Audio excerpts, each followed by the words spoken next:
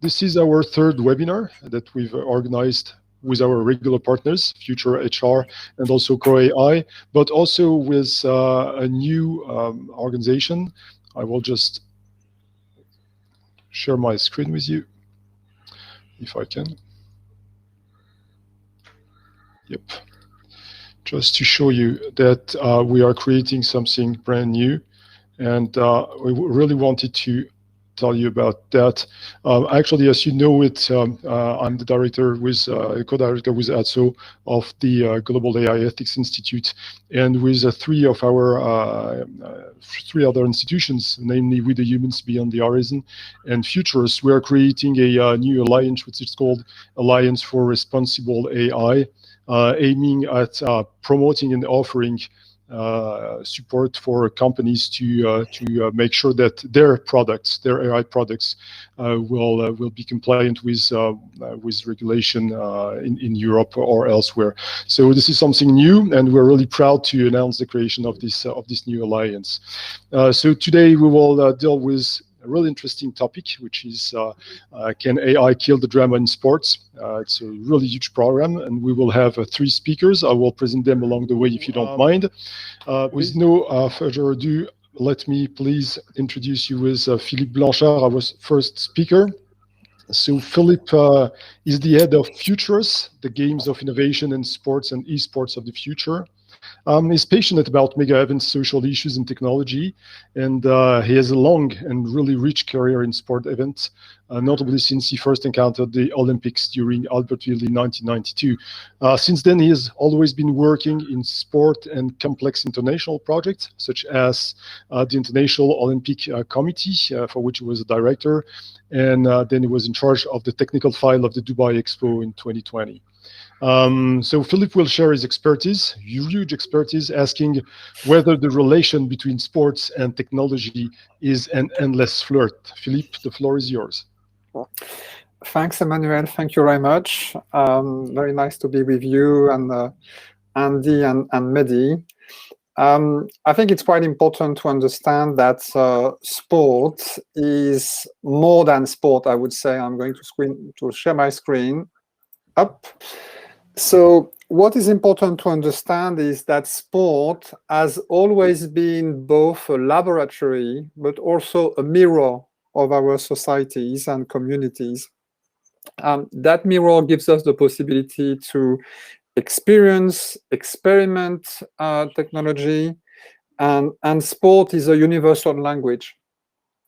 And that's the reason why when it comes to new technologies and the development of IT and now artificial intelligence, we thought it was interesting to review quickly what was the liaison between sports and technology, and namely AI, to better understand what are the new opportunities and what might be the risk. And when it comes to sport, it's very interesting because even though we say it's a universal language, if we look at the definitions we can find on Wikipedia, we realize there are different acceptances of the concept of sports. I'm not going to read all the elements because what is important is to see the commonalities. The first one is sport implies a physical activity. The second element, and I will address that in terms of functions afterwards, sport implies strength and or agility. And what is interesting, and I'm very happy we have Professor Andy Mia with us because he's British. And what is interesting is to understand that the modern concept of sport was clearly invented by the United Kingdom and I would say Great Britain. To have sports and to have competitions, you need to have rules and regulation. You do sports in a normative framework. You need to have the same number of people in each team when it comes to play football. You need to have a relevancy in the weight of the boxers when they are on the ring. If you don't have these rules and regulations, it's not sport. It's a physical exercise. It can be fun, but it's not sport per se. What is interesting also in terms of commonalities is to understand that sport is linked to acquisition of skills, and that implies repetition and training. That implies improvement. So we see that the very definition of sport is linked to a momentum where you are gaining progressively capabilities and skills. And that's something on which I know that Mehdi is going to talk about, because it's also something very, very important in terms of esports. Another element is that you can do sport with or without a competition objective. And the last element that we identified from the previous definitions is the concept of sport is linked to the concept of fun and entertainment.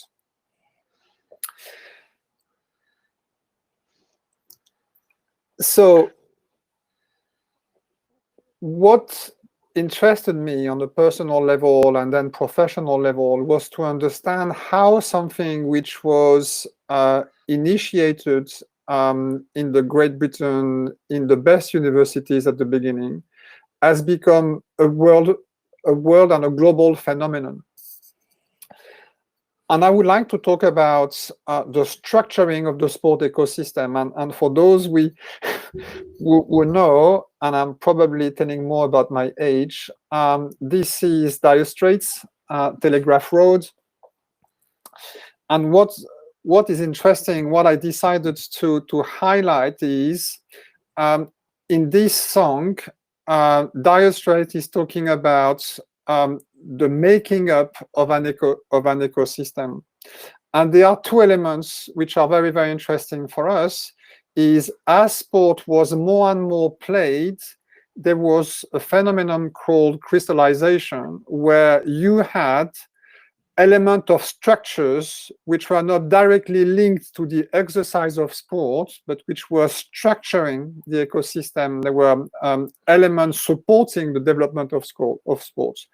The first one is related to teaching and training. And we can see that it's not only teaching the physical activity, but it's also teaching and disseminating the values. And then alongside this exercise of teaching, we had people enforcing the rules. And now when it comes to sports, yes, you talk about international federations, yes, you talk about FIFA or the IOC, but you also talk about the anti-doping agency, WADA, or you talk about the court's arbitral of sports, which is the legal structure in charge of ensuring the rules of sports are properly respected.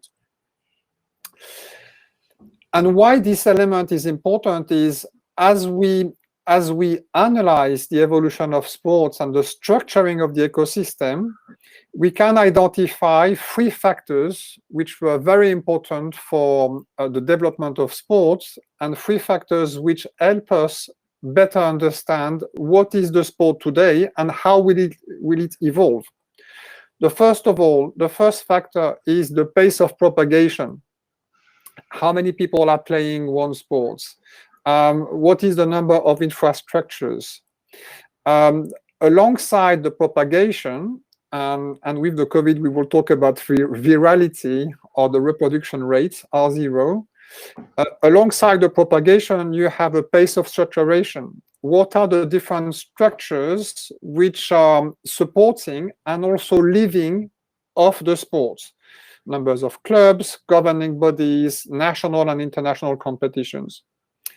And recently, we saw a growing impact of technology. Technology has been supportive in the dissemination of sports with radio and television.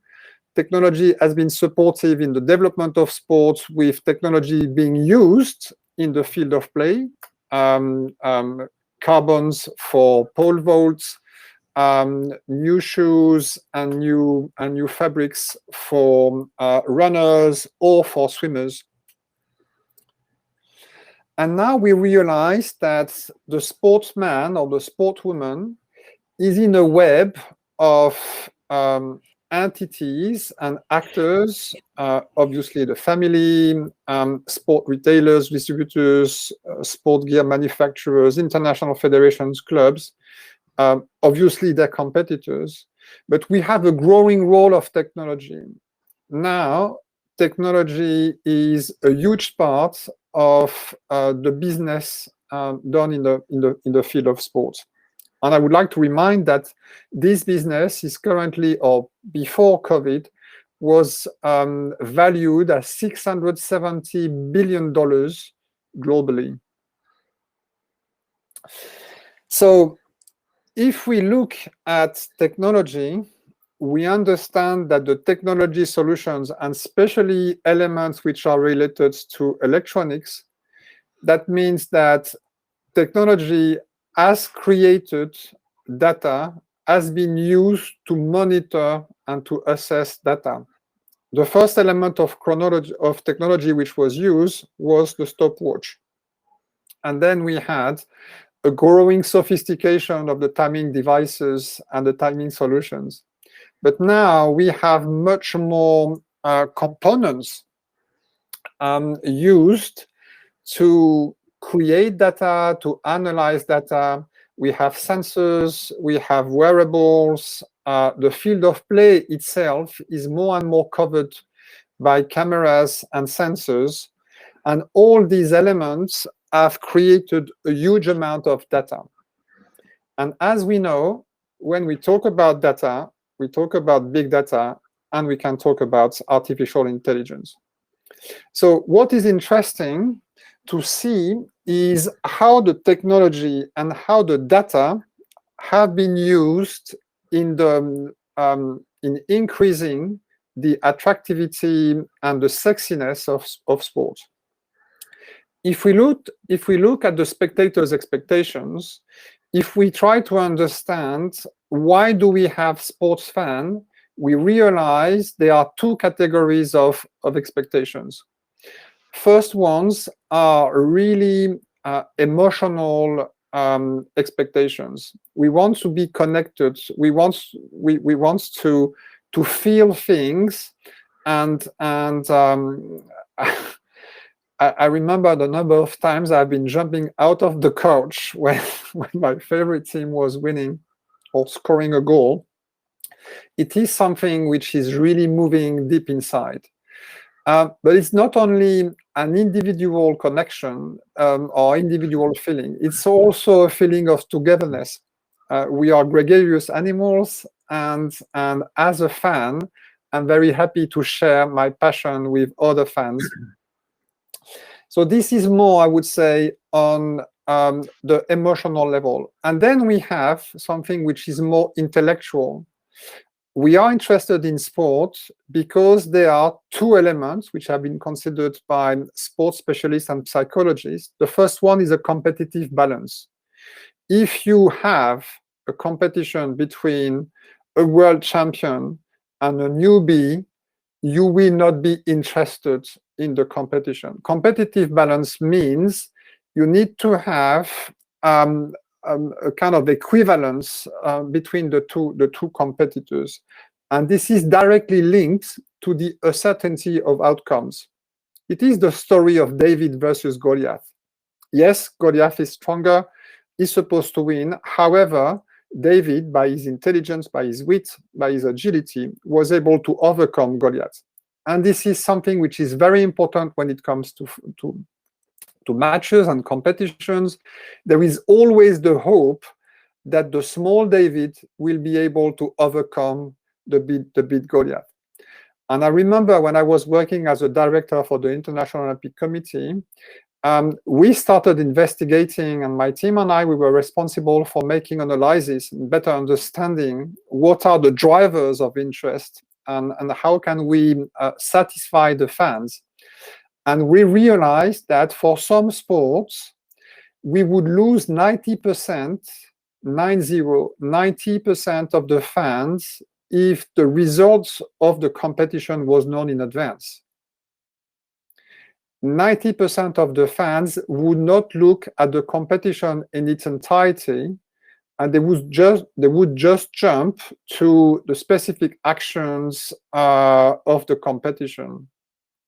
This uncertainty of outcomes is extremely important, and we will see that when it comes to artificial intelligence, all the tools that we have to predict a performance can be a big challenge for the sport itself. And if we analyze what are the use currently of artificial intelligence in sports, first of all, there are huge developments in coaching and performance management. As I said earlier, huge amount of data are produced during not only training, but also during competitions. And this is extremely important for the athletes and for the coaches and for the trainers, because through these measurements, they have the capacity to identify how to improve the gesture, how to improve the gameplay, how to improve the efficiency of the player alone or the efficiency of a team as a team. So that's the first element where we have a very strong support now of artificial intelligence in sport. The second element is fan servicing. The collection of data gives us the possibility to provide meta information on the field of play. And I don't know if you have been already looking at Wimbledon tennis matches or American football in the US. More and more on screen, you are seeing information about the velocity of the competitors, their positioning, their potential positioning sometimes. So artificial intelligence is currently providing and will be providing more and more services to increase the attractivity and the interest of the fan. Artificial intelligence is currently used for sport journalism. So we have, thanks to image recognition and natural language processing, we have already a lot of information which is provided directly by artificial intelligence to the sport journalist, to the casters, or to the commentators.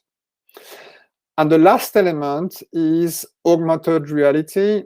And this is something on which we at Futurous and with our partners, we have been considering artificial intelligence will help us create sport environment where you can have the possibility to compete. I can be skiing against the best skiers in the world. I can be swimming and comparing myself with the best swimmers. But what is really interesting for us, and especially today, is to see that what is the risk of artificial intelligence by increasing the predictability of the outcome, by understanding what are the different options. Will artificial intelligence kill the interest of sport because it will be technically feasible to minimize the uncertainty of outcome? And this is something which is important, obviously, for sport betting, but it's also important for the fans. So we are now in a situation where we know technology is not good or bad. Technology is providing functions, providing services, but we will need to reflect on the balance between the development of these new services and the authenticity of sport. I'm not concerned. We will be able to identify and to make the right choices because I love sports and because I think that the beauty of technology it gives us the possibility to reflect on what we are expecting and what we are aiming at. And I thank you for your attention. That was really insightful. Really, I'm not really into this kind of sports and AI, but I've learned a lot. And especially what I've discovered is that AI is really pervading sports in a way that we cannot really imagine so far. And I'm really interested in the fact that you were mentioning this quest for a balance between the authenticity, the very essence of sport, and the use of technology. Obviously, I hope that we will keep the authenticity of sports in the long run. So thank you for that. Thank you for the insightful presentation.